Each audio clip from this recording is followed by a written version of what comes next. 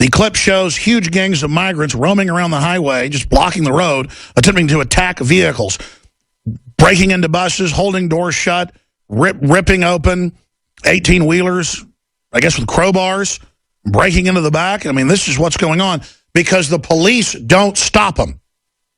They could have a 500 police stationed right there and stop it and let the illegals know. And the French could tell them that, hey, we got folks coming in on the trains and cars. They don't because they want this, and it came out in 2008 that Tony Blair had a secret deal with the French government and the EU to let them in. But Michael Savage can't come into England because he criticizes radical Muslims. It is a conspiracy to bring down Europe. Let's go ahead and go to this clip. Being not allowed into the country. It looks like 100 illegals. So don't panic, guys. We've locked all the doors and all that. Basically what the hold up here is that there's actually some mines, Somebody under me. Europe's going to fall harder than America. Just try not to panic, guys. Trying to hold you up. In the U.S., you'd get shot doing that. Shivers, we're going to run over someone, eh? This is why they disarm people. Shivers, man, we saw the stuff Now the on illegals TV. have climbed on the bus. They're holding the door shut. Oh my gosh. They're trying to sabotage Holy the truck so moly. it can't drive away. God almighty. See, the government wants to disarm slaves, but now the country doesn't have an immune system. No one can fight. And so when the people pour in out of Morocco and out of Africa and out of other areas, just no one knows how to stand up to it. It's like Goonie birds when the sailors, they didn't run from the sailors, they all got eaten. And so just hordes of people roaming around. I mean, look, weapon or not, you start trying to climb in the cab of my truck, I'm going to beat your brains out. But see, the French have been trained to lay down. In England, you're indicted if you defend yourself from attackers in your own house. Now, if you're a TV viewer, you've seen it. If you're a radio listener, you haven't. It looks like over 100 illegals, predominantly out of North Africa, running around at the Channel border station on a major highway, breaking into buses, holding the door shut, the bus the people are on videotaping, breaking into 18-wheelers, climbing up into cabs. It's incredible. I don't care if you're black, white, what color you are, from North Africa or from the moon. I'm in a car, you try to break in, I'm going to attack you. Here in the United States, I'm going to shoot you. But there, I guarantee you I'm going to attack you. I'll use the car on you. But man, I'm not trying to run down the French. They're great people. But they just sit there and take it because they're so politically correct.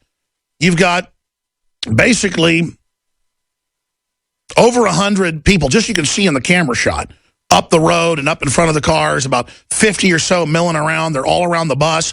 And this is only from one vantage point of the camera. We'll show some of that footage for TV viewers. Shock video, rioting migrants attempt to hijack trucks headed for the UK, and it's gangs. And they're laughing at the people.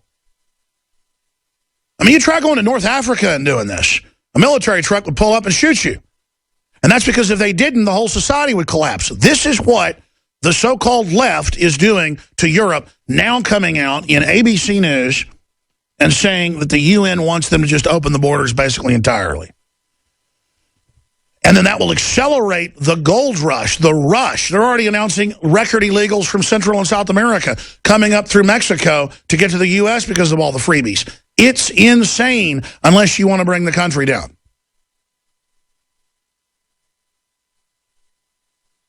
And I'll guarantee you in this type of lawlessness, breaking into vehicles, the rest of it, that goods are being stolen.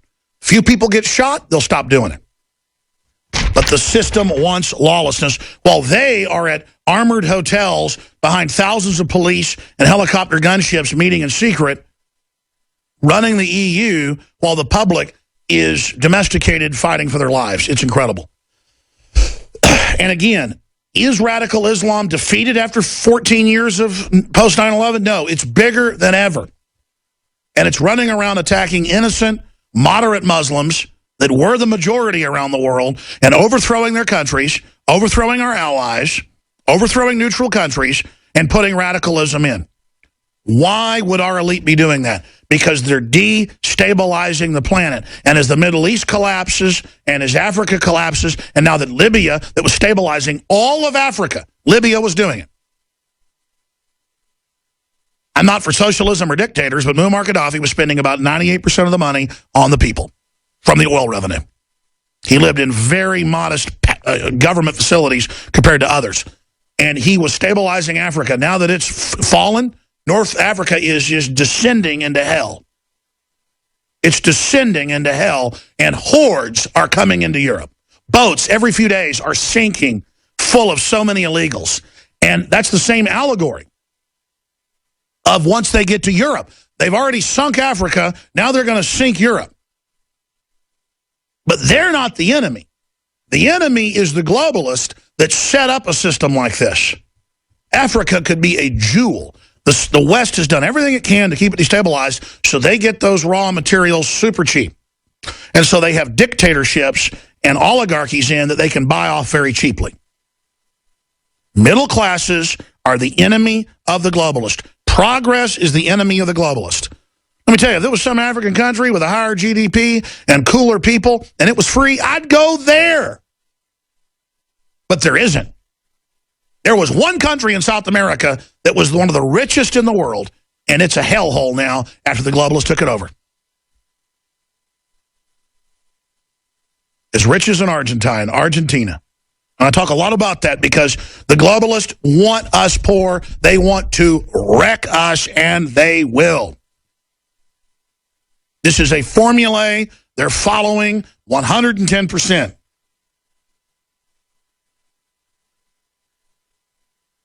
Big boats, little boats, you name it, coming across the African waters of the Mediterranean into Europe. And the EU says, invite them in, pay for them. And then the numbers just flood. And then they let them in, and then more flood. And now they want to go to Europe, from Europe to the UK that's got even more welfare. And the police stand down while they pour across. This is the false flag attack. This is the takeover. I want to get to these chilling Hillary Clinton quotes. They're so deceptive. In the words of Richard in the control room, this lady's the devil with how she inverts and turns reality into upside down. But here are the headlines, Daily Mail, Infowars.com. Shaq denies being 9/11 truther and blames insulting and offensive social media posts on rogue content managing firm. Shaquille O'Neal blames 9/11 conspiracy video on the firm Digital Mavericks, which managed content on his blog, and has been fired. The post includes slow-motion viral video of a jet flying into the World Trade Center. Some showed shock, others defended it. Well, whatever, fine. If you don't agree with that, that's fine. He has that right to do that.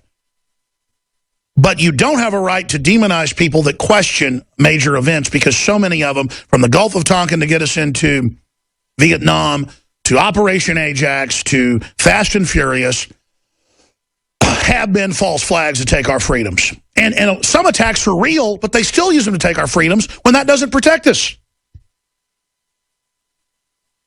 We're always being told that it's a balance between freedom and security. No, the more freedom you have, the more secure you are.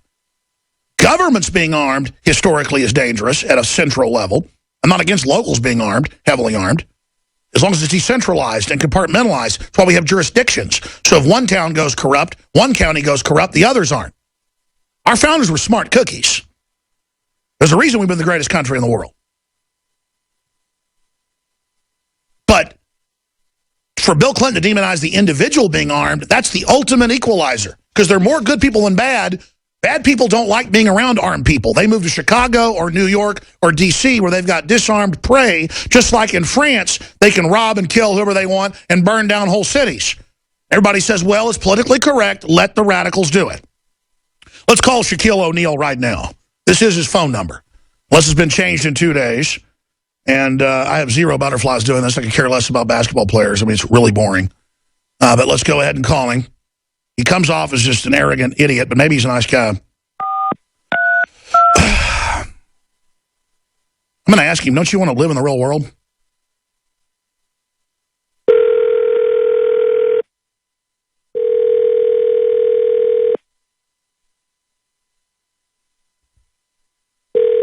see what happens.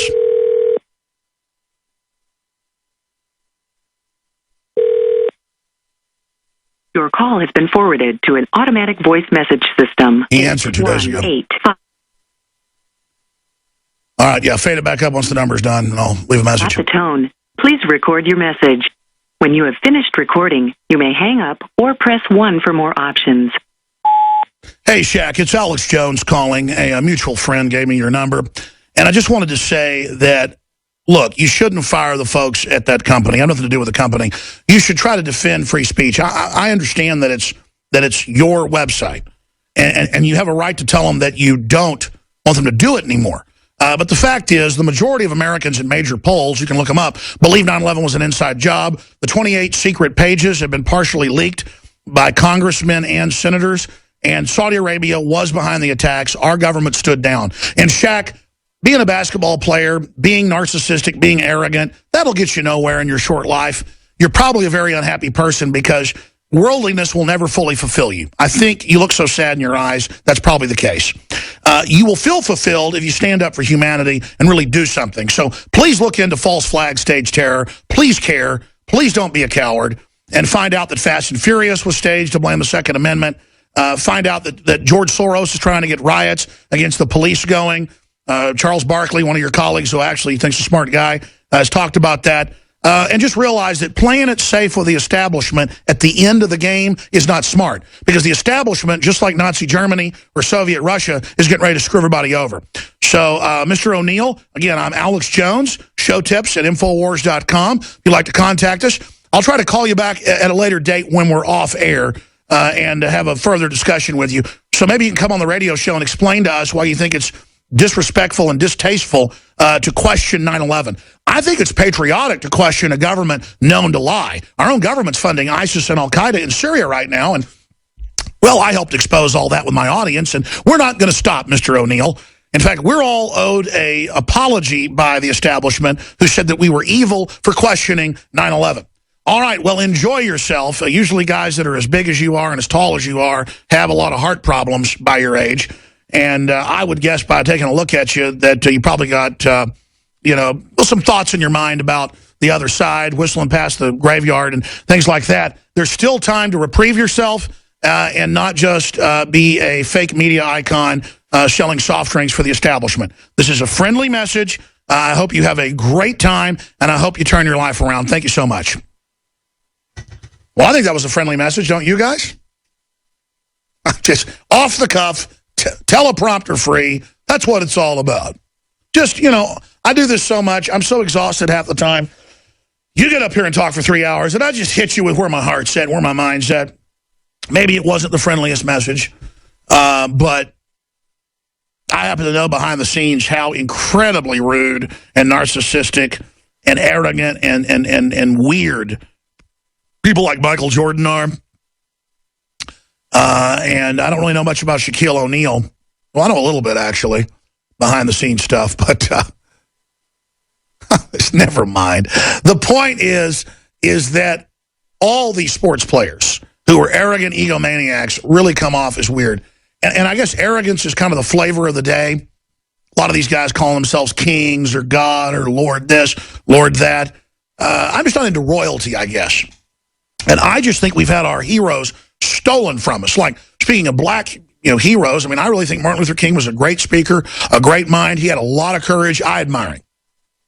I really admire people like Martin Luther King. I do not admire Shaquille O'Neal.